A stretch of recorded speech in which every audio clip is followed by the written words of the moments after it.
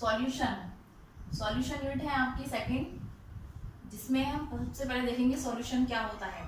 Solution आपने 11th class में पढ़ चुके हो, सॉल्यूशन, सॉल्यूशन की कंसंट्रेशन टर्म्स, नॉर्मेलिटी, मोलरिटी, ये सब पढ़ चुके हैं, पर दोबारा से चलो देख लेते हैं कि सॉल्यूशन क्या होता है। तो सॉल्यूशन क्या होता है, a homogeneous mixture, a homogeneous mixture of two or more non-reacting substances,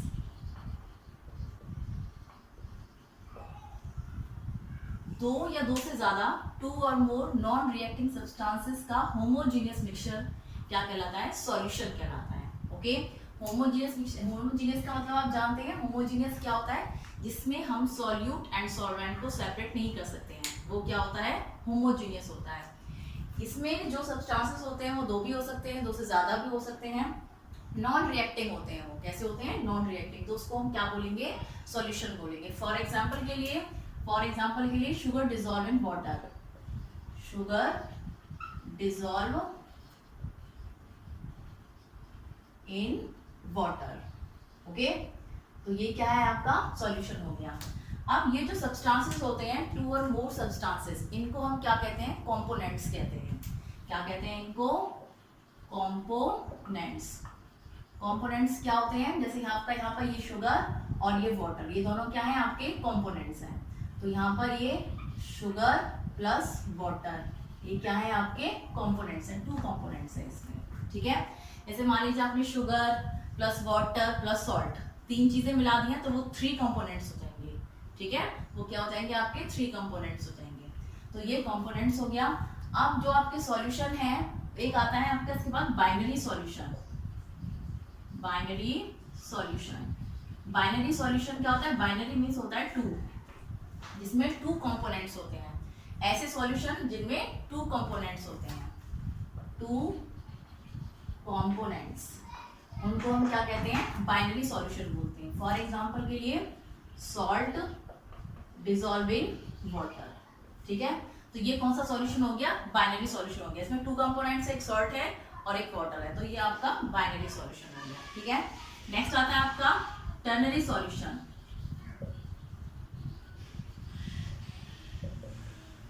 ternary solutions वो होते हैं जिनमें थ्री कंपोनेंट्स होते हैं। ओके, फॉर एग्जांपल के लिए sugar plus salt plus water.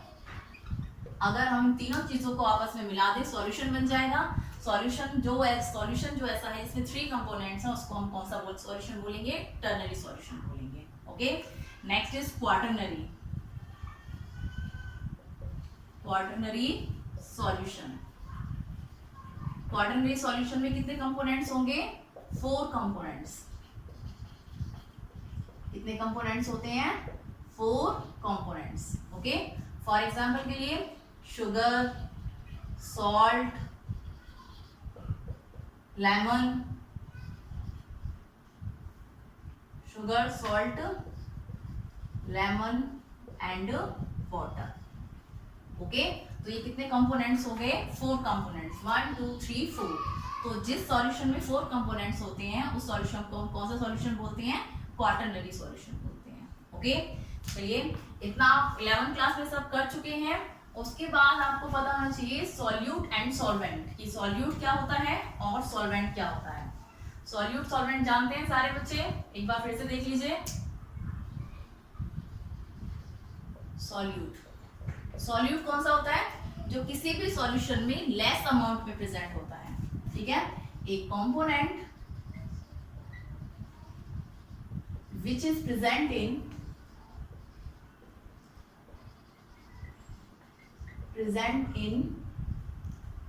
less amount, small amount कह लीजिए, less amount। Okay, for example के लिए sugar dissolve in water, dissolve in water। Sugar water में डिसॉल्व की जाए तो शुगर ज्यादा होती है, वाटर ज्यादा होता है, वाटर ज्यादा होता है, शुगर कम होता है, तो शुगर क्या है आपका यहाँ पर सॉल्यूट है, शुगर क्या है यहाँ पर आपका सॉल्यूट। ओके, और सॉल्वेंट क्या होता है, सॉल्वेंट क्या होगा, एक component which is present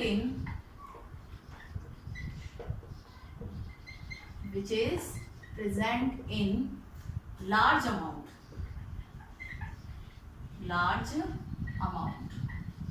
okay. जैसे यही है आपका same example, sugar dissolve in water, तो इसमें से ये जो वाटर है आपका, ये क्या है आपका सॉल्वेंट है, वाटर क्या है आपका सॉल्वेंट है। ओके, तो सॉल्यूट एंड सॉल्वेंट, सॉल्यूट क्या होता है, सॉल्वेंट क्या होता है, सॉल्यूट लेस अमाउंट में होता है, सॉल्वेंट लार्ज अमाउंट में होता है। सॉल्यूट में कितने अल्फाबेट्स है, 1 2 3 4 5 6 6 है, इसमें कितने 1 2 3 4 5 6 7, तो इसमें इसकी स्पेलिंग में 7 अल्फाबेट्स आती हैं, 6 आती हैं, तो जिसमें ज्यादा आती है वो क्या होता है लार्ज अमाउंट में होता है, इसमें कम होती है, कम अल्फाबेट्स होती है, वो स्मॉल अमाउंट में होता है। याद करने के लिए आप ऐसे याद कर सकते हो, ठीक है। तो सॉल्यूट कौन सा होता है, जो स्मॉल अमाउंट में होता है, सॉल्वेंट कौन सा होता है, जो लार्ज अमाउंट में प्रेजेंट होता है। Clear. Next is your types of solution, types of solution. Solution की 9 टाइप्स होती हैं, 9 तरह का होता है सॉल्यूशन। टाइप्स ऑफ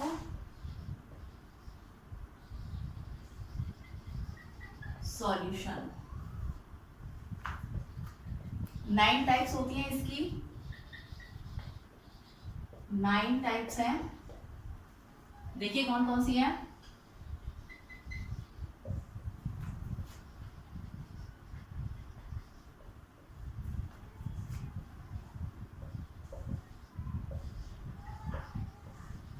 फर्स्ट जो टाइप है आपकी, फर्स्ट टाइप जो है उसमें सॉल्यूट भी सॉलिड है एंड सॉल्वेंट भी सॉलिड है।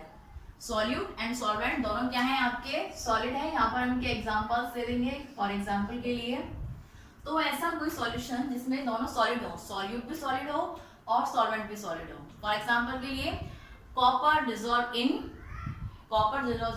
इन गोल्ड, ठीक है, कॉपर डिसॉल्व इन गोल्ड, इसको हम बोलते हैं एलॉय, एलॉयज होते हैं।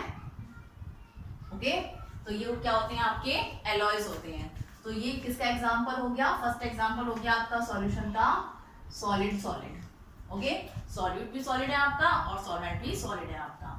नेक्स्ट सेकंड इज सॉल्यूट तो लिक्विड होना चाहिए एंड सॉल्वेंट आपका सॉलिड होना चाहिए। Solute liquid is mercury in, mercury को आप किसमें डिसॉल्व करेंगे, किसमें किसी सॉलिड सब्सटेंस में आपको डिसॉल्व करना है, तो मरकरी इन सोडियम, इसको हम बोलते हैं एमेल्गम। क्या होता है ये आपका एमेल्गम होता है। मरकरी लिक्विड फॉर्म में होता है, सोडियम सॉलिड, तो आपका सॉल्यूट लिक्विड फॉर्म में है एंड सॉल्वेंट आपका सॉलिड फॉर्म में है। क्लियर। थर्ड, गैस होना चाहिए आपका सॉल्यूट, यानी स्मॉल अमाउंट में गैस होना चाहिए एंड लार्ज अमाउंट में आपका सॉलिड होना चाहिए। तो गैस जैसे फॉर एग्जांपल के लिए इसका क्या होगा, H2 इन पैलेडियम, ठीक है, ये इसका हो जाएगा H2 gas in palladium, gas भी लिख सकते हो यानी hydrogen gas, hydrogen gas in palladium, ये सॉलिड है आपका और ये गैस है। तो नेक्स्ट आपका ये टाइप हो गया। फोर्थ इज सॉलिड सॉल्यूट होना चाहिए एंड सॉल्वेंट क्या होना चाहिए आपका, लिक्विड होना चाहिए। That means solid small amount में एंड लिक्विड लार्ज अमाउंट में। तो इसका एग्जांपल क्या होगा, sugar in water, sugar in water H2O, ठीक है। सॉलिड स्मॉल अमाउंट में, चीनी कम होती है, पानी ज्यादा होता है, लार्ज यानी सॉल्वेंट हमारा लिक्विड है। Okay, next is your fifth is liquid in liquid, liquid in liquid यानी सॉल्यूट एंड सॉल्वेंट दोनों लिक्विड होना चाहिए। इसका एग्जांपल क्या होगा, ethanol in water, ethanol in water. Okay, ethanol in water में क्या होगा आपका, दोनों लिक्विड लिक्विड है, this liquid and this also liquid. Next is your gas liquid, gas solute होना चाहिए एंड लिक्विड क्या होना चाहिए आपका, सॉल्वेंट होना चाहिए। तो गैस कम हो और लिक्विड ज्यादा हो, क्या होगा आपका, कौन सा होगा, O2 in water. Oxygen gas present होती है वाटर में, तो oxygen in water. Clear. Seventh is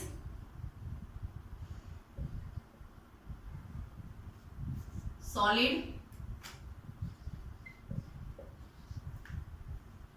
solid in gas. Solid आपका कम अमाउंट में होना चाहिए और सॉल्वेंट आपका लार्ज अमाउंट, यानी जो गैस है ये आपका लार्ज अमाउंट में होना चाहिए। सॉलिड कम हो, गैस ज्यादा हो, क्या एग्जांपल होगा, dust in air, dust in air. Next is liquid gas, liquid gas, liquid कम हो गैस ज्यादा हो, क्या होगा, ह्यूमिडिटी।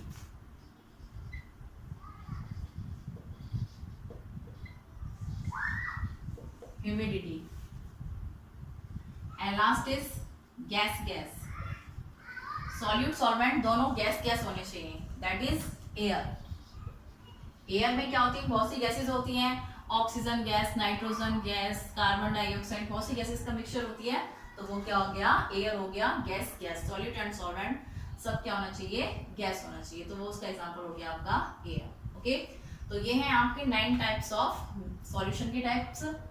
इसके बाद आता है आपका concentration of solution, concentration of solution.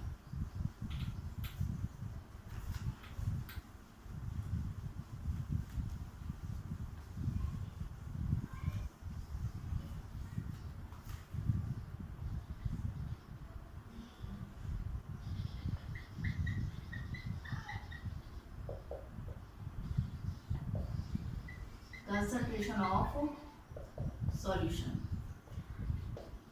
Concentration क्या होती है, कंसंट्रेशन होती है कि किसी भी सॉल्यूशन में कितना अमाउंट ऑफ सॉल्यूट प्रेजेंट है, कितना अमाउंट ऑफ सॉल्यूट प्रेजेंट है किसी सॉल्यूशन में या सॉल्वेंट में। ओके, तो आप कैसे डिफाइन करोगे इसको, amount of solute present in given quantity of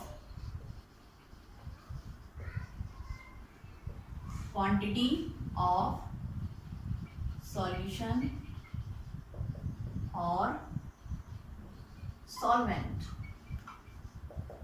okay, कि कितना अमाउंट ऑफ सॉल्यूट प्रेजेंट है गिवन क्वांटिटी ऑफ सॉल्यूशन में और सॉल्वेंट में, उसे हम क्या कहते हैं, कॉन्सेंट्रेशन कहते हैं। ओके, अब जो आपकी कॉन्सेंट्रेशन टर्म्स होती हैं, हमारी कुछ कॉन्सेंट्रेशन टर्म्स होती हैं, जैसे कि आपकी कौन कौन सी होती है, strength of solution, molarity, normality, formality, ये सारी क्या होती हैं आपने 11th क्लास में पढ़ी हुई है। अब हम क्या करेंगे, कॉन्सेंट्रेशन टर्म्स को पढ़ेंगे। ठीक है, नेक्स्ट आती है आपकी, they are various concentration terms. कई सारी कॉन्सेंट्रेशन टर्म्स होती हैं कि किसी भी सॉल्यूशन की कॉन्सेंट्रेशन हम डिफरेंट टाइप से मेजर कर सकते हैं। तो नेक्स्ट आता है आपका, first is concentration terms, concentration terms। तो concentration terms में फर्स्ट आती है molarity, strength of solution. First क्या करेंगे हम, strength of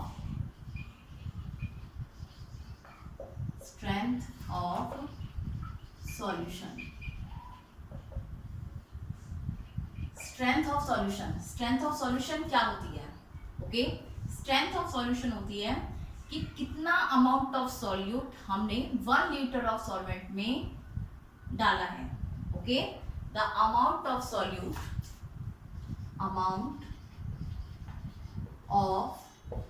solute in grams present in 1 liter of solution। कि 1 लीटर सॉल्यूशन में कितना अमाउंट ऑफ सॉल्यूट प्रेजेंट है, उसे हम क्या बोलते हैं, किसी सॉल्यूशन की स्ट्रेंथ बोलते हैं। ओके, कैसे रिप्रेजेंट करेंगे इसको, strength is equal to amount of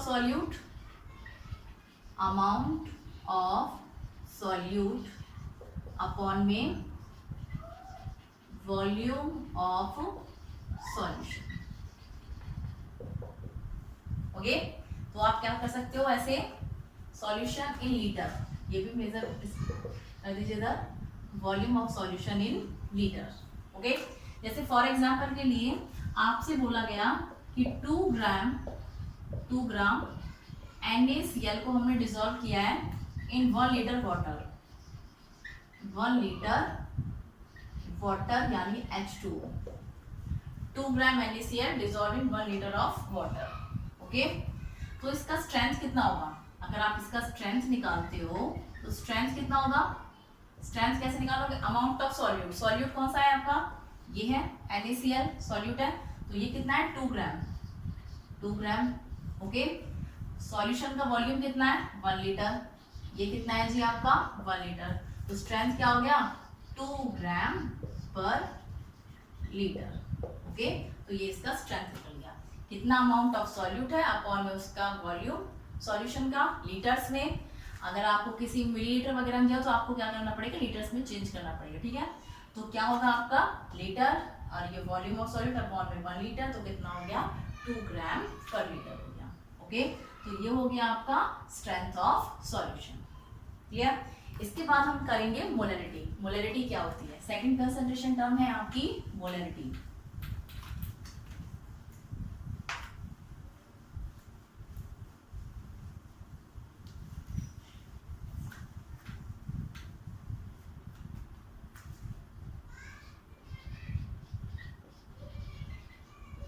molarity and it is represented by capital M।